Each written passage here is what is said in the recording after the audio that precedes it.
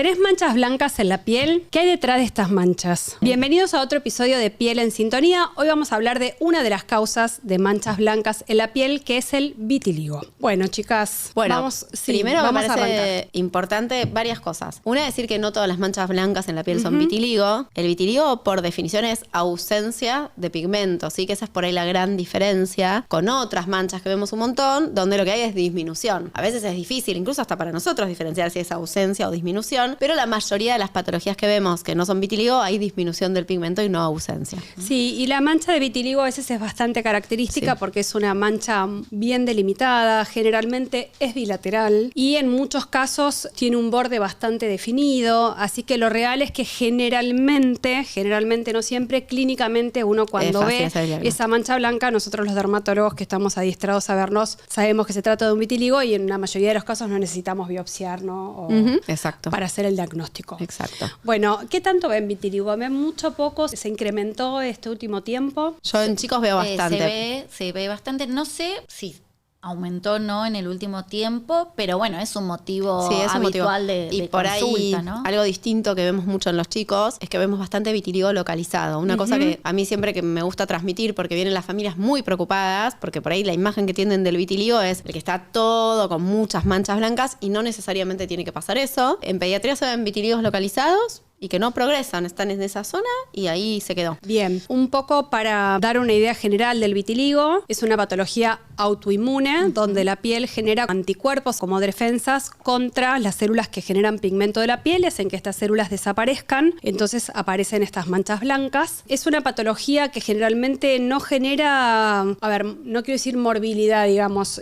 No, es sobre todo la cuestión es estético. Es más que nada el compromiso estético principalmente, pero genera un impacto psicológico muy negativo, principalmente cuando se ubica en áreas visibles, ¿no? Porque hay vitíligos genitales, por ejemplo, que no se ven tanto, pero bueno, la mayoría de las veces el vitíligo o está en la cara, o está en las manos, o está en las piernas, o están en sectores muy visibles. Que es muy estigmatizante. Sí. Igual por suerte vieron que en los últimos años también se empezó a hablar mucho más, hay modelos con vitiligo y demás. Tratar de normalizar un poco eso, ¿no? Claro, es una enfermedad, una patología de la piel y convivir con ello. Entonces, es un poco más conocido también, porque quizás antes es, ay, ¿qué tenés? ¿Qué te pasó? Y ahora con esto que hay más información y la gente sabe de qué se trata. Sí. Bien, una cosa que es re importante es que, como vos dijiste, es una enfermedad autoinmune y muchas veces se asocia a otras enfermedades autoinmunes. Yo les comentaba antes de empezar que a mí en pediatría lo que me pasa mucho es que me los mandan bien diagnosticados o los han visto otros profesionales y no buscan autoinmunidades asociadas.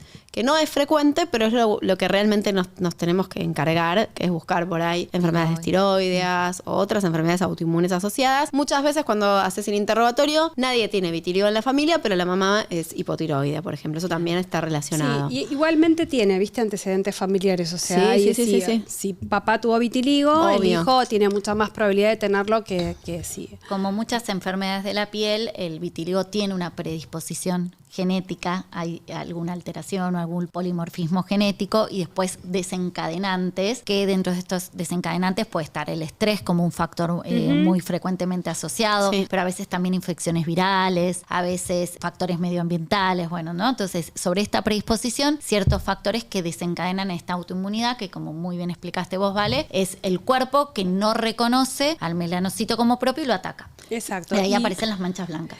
Y muchas veces cuando uno interroga al paciente y le pregunta cuándo apareció el vitiligo, en no todos los pacientes, pero en un gran porcentaje hay un factor desencadenante clave que tiene que ver con el estrés. Claro, un estrés grande, una separación, una pérdida, un desempleo. Siempre hay algún factor, no siempre, les repito, pero muchas veces está esa correlación que gatilla la aparición, ¿no? A mí me parece eso importante, que no es una enfermedad psicológica, sino que el desencadenante a veces puede ser el gatillante, como dijiste vos. Esto yo se los explico mucho a los pacientes porque, viste, la gente te dice, ay, me vino por los nervios. No te vino por los nervios. O sea, está genéticamente determinado, en algún momento te iba a aparecer, pero hay un gatillador que despierta la enfermedad y hace que aparezca en ese momento. Y a veces puede ser un estrés físico también, una gran quemadura solar, ¿no? Un traumatismo importante, a veces puede desencadenar en ese lugar, o hay algo que se llama fenómeno de Koebner, que si vos tenés vitiligo, también pasa muchas veces en psoriasis, que es cuando te lastimás en esa zona, después aparece la mancha blanca o la plaquita de psoriasis. Entonces, si bien hay que cuidar las partes, bueno, el vitiligo ni que hablar, por la protección, pero tratar de evitar estos traumatismos. A veces pasa esto, yo les explico que uno tiene la predisposición a tener vitiligo en toda la piel. Entonces, en los chicos vemos mucho por ahí en la zona de la cintura, ¿viste? Con donde como por la presión del cinturón, de la presión mínima, y por ahí desencadenan algunas lesiones de vitiligo. Y una contraindicación que ya lo hablamos relativa, porque no es absoluta, muchas veces de tratamientos láseres y demás, porque pueden llegar a inflamar la zona y generar estas manchas blancas. Entonces, la depilación definitiva, si no, es controversial, se le da información al paciente y que lo decida. Pero bueno, es importante saber esto, que es una piel que hay que tratar de no inflamarla, de no lastimar. Yo quiero hacer una pregunta, que es lo que en general el paciente te viene a preguntar, ¿no? ¿Tiene cura el vitiligo? Bien. Tiene tratamiento. Claro.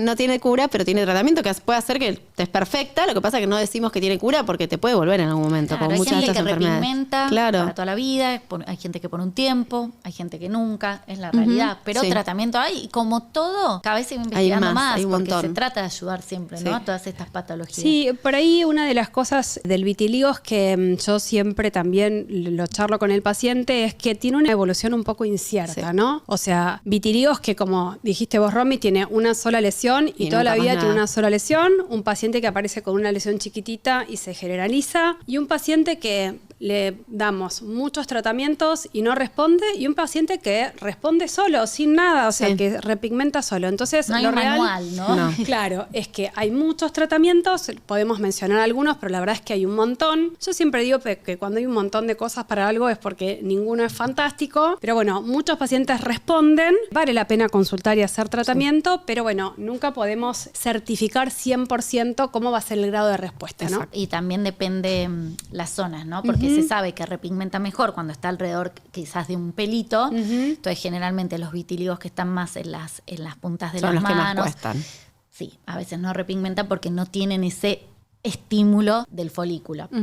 Por ahí no es la idea, digo, contar todos los tratamientos, pero enumeremos para que la gente sepa que hay. O sea, nada de esto se puede hacer sin una indicación médica, pero opciones hay, que a mí me gusta también transmitirle a la gente tranquilidad. Hay un montón de opciones hoy en día. Entonces, desde lo más básico, que es lo que usamos siempre, que son tratamientos tópicos en crema, que tenemos los corticoides. No todos los corticoides son iguales. Hay otras cosas que son antiinflamatorias parecidas a los corticoides, que no son corticoides, que son los inhibidores de la calcineurina. Y de ahí en más tenemos de todo, ¿sí? Fototerapia.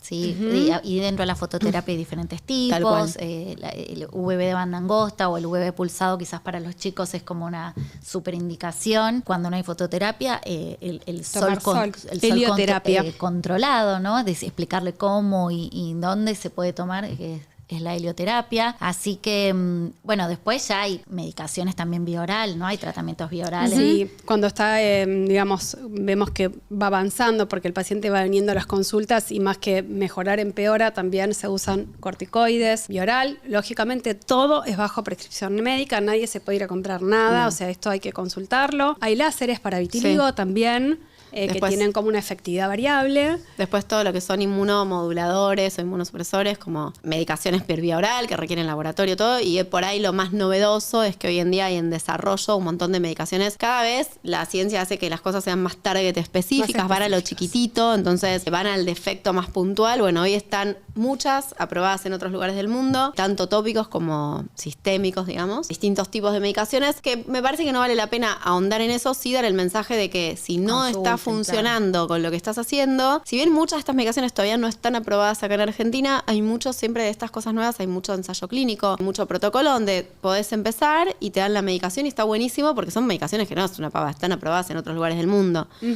Así que me parece que el mensaje es transmitir tranquilidad. Exacto, y después algo que mientras uno va haciendo el tratamiento y bueno, va teniendo un poquito de paciencia porque a veces repigmentar no está fácil, para las áreas visibles hay formas de camuflar de alguna manera, hay maquillajes específicos, bien cubritivos, que pueden hacer que no se te vea la manchita blanca si es que te molesta, ¿no? Y una cosa que voy a retomar de lo que dijiste vos, que está bueno que la gente sepa, porque la forma en la que repigmenta el vitiligo es desde el folículo piloso. Entonces muchas veces en la mancha blanca, la forma que vemos se empiezan a ver los puntitos marrones adentro. Bueno, eso es un muy buen signo porque está respondiendo. Bueno, yo voy a aportar siempre desde la pata de yo te iba a preguntar eso. De la medicina o dermatología funcional, que con mayor o menor evidencia, ¿sí? Y también, y cada paciente responde o no. Por un lado, se habla de una dieta libre de gluten, que podría ayudar, como muchas enfermedades inflamatorias o autoinmunes, porque bueno, el gluten puede ahí ser considerado un tóxico en cierta medida para el cuerpo. Después, ginkgo biloba tiene evidencia para el vitiligo, un aminoácido que se llama fenilalanina, también ayuda, ese más que nada combinado con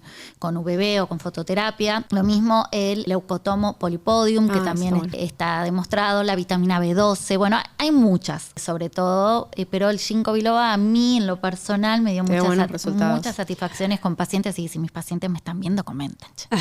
Berito, tengo algunos pacientes con probióticos también. ¿Usás para el vitiligo? Sí, también se puede dar. El probiótico tiene un efecto antiinflamatorio, claro, digamos. Y de la mano de lo que dijiste del gluten, ponele, ¿no? Como general, todo para... Claro, tal cual, viste, liberación de interleuquina 10 y demás se puede utilizar. Pero quizás en vitiligo, si bien yo utilizo, me voy más a estos que son los que tienen reporte de casos o estudios.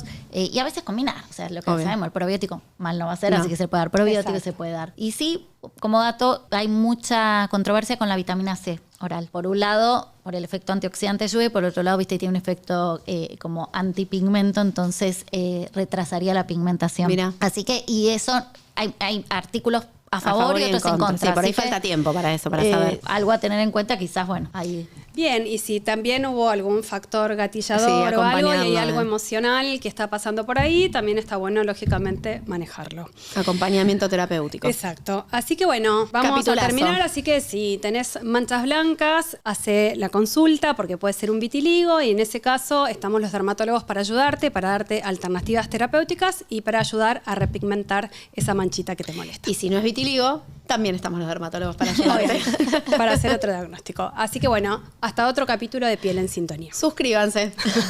Nos vemos. Chau, chau.